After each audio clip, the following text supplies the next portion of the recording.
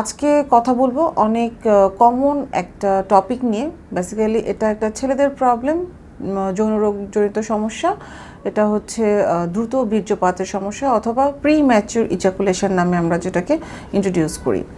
So অনেকেই মনে করেন আপনারা যে আমার দ্রুত বীর্যপাত হয়ে যাচ্ছে, আমি কাঙ্ক্ষিত সময় পর্যন্ত ধরে রাখতে পারছি না, আমার ওয়াইফকে আমি স্যাটিসফাইড করতে পারছি না, এরপর আমি কি করব, এই বুঝি আমার জীবন শেষ হয়ে গেল। বাট কখন এটাকে আমরা আসলে ডিজিজ হিসেবে নিব, দ্যাট মিন্স কতটা সময় পর্যন্ত আপনি ধরে রাখতে পারছেন সেটা একটা ব্যাপার, এবং কতটা দিন ধরে আপনার এই ধরনের প্রবলেমটা চলছে সেটাকে আসলে বুঝতে হবে। তাহলেই আপনি বুঝতে পারবেন এটা আপনার দ্রুত বীর্যপাতজনিত সমস্যা নাকি অন্য কিছু।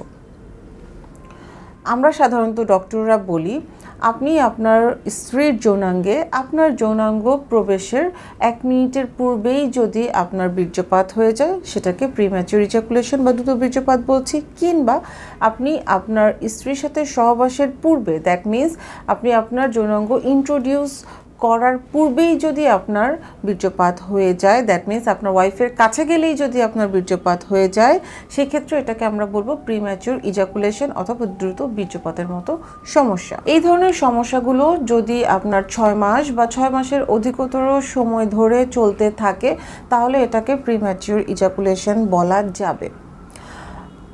কিছু ব্যাপার বলে নিতে চাই।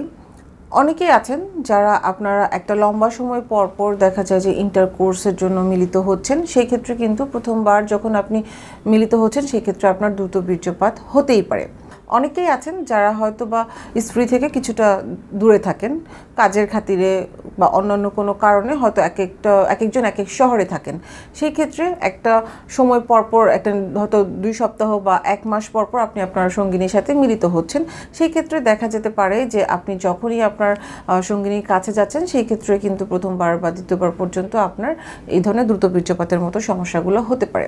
কিংবা এমন হতে পারে যে আপনি মনের ভিতরে অনেক ধরনের এক্সাইটমেন্ট তৈরি হচ্ছে, আপনি আপনার সঙ্গিনীর সাথে আজকে রাত্রে মিলিত হবেন, এটা নিয়ে আপনি বিভিন্ন ধরনের কল্পনা করছেন, বিভিন্ন ধরনের প্ল্যানিং করছেন, এক্সাইটমেন্ট ফিল করছেন আপনার মধ্যে।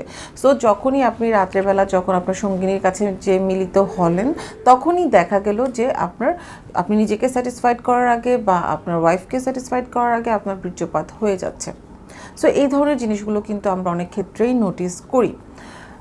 এখন কথা হচ্ছে যে এটা কতটা সময় ধরে আপনার চলছে। এই ধরনের দ্রুত বীর্যপাতের সমস্যা যদি আপনার 6 মাসের অধিকতর সময় ধরে চলতে থাকে তাহলে এটাকে আমরা প্রবলেম হিসেবে ধরে নিব।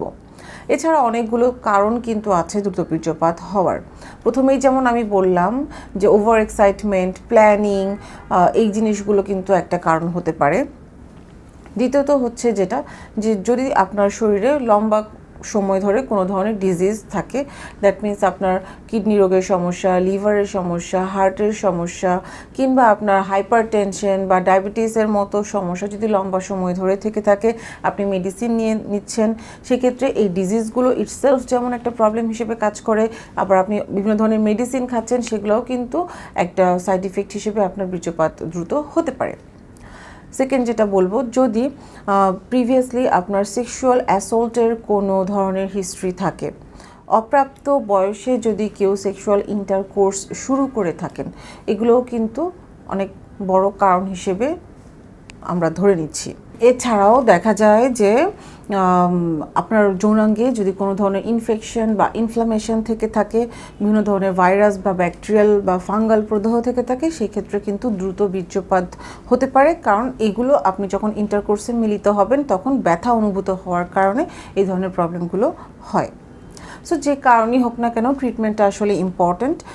যুগ যুগ ধরে কিন্তু এই ধরনের প্রবলেমগুলো ট্রিটমেন্ট চলে আসছে, বাট আমি আজকে কথা বলবো আপনাদেরকে সাথে অ্যাডভান্স যে ট্রিটমেন্টগুলো আছে সেগুলো নিয়ে। যখন আমার কাছে পেশেন্টরা আসেন আমি সাধারণত কিছু ইনভেস্টিগেশনস করিয়ে নিই, দেখার জন্য তার হরমোনাল ইমব্যালেন্স আছে কিনা, কোনো ধরনের কোনো ব্লক আছে কিনা।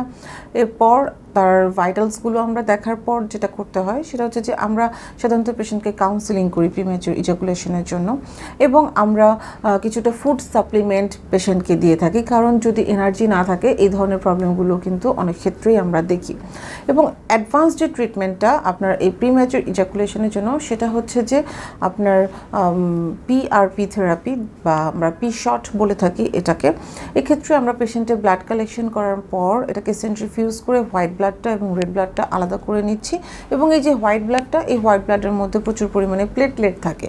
এই প্লেটলেটের মধ্যে থাকে হচ্ছে আপনার গ্রোথ ফ্যাক্টর এবং সাইটোকাইন, যা আমরা পেশেন্টের পেনিস বা যৌনাঙ্গের মধ্যে ইনজেক্ট করি, যার কারণে তার মাসলটা স্ট্রং হবে এবং বিভিন্নভাবেই তার যৌনাঙ্গটাকে ইমপ্রুভ করবে এবং এই প্রিম্যাচিউর ইজাকুলেশনের মতো প্রবলেমটাকে সলভ করবে।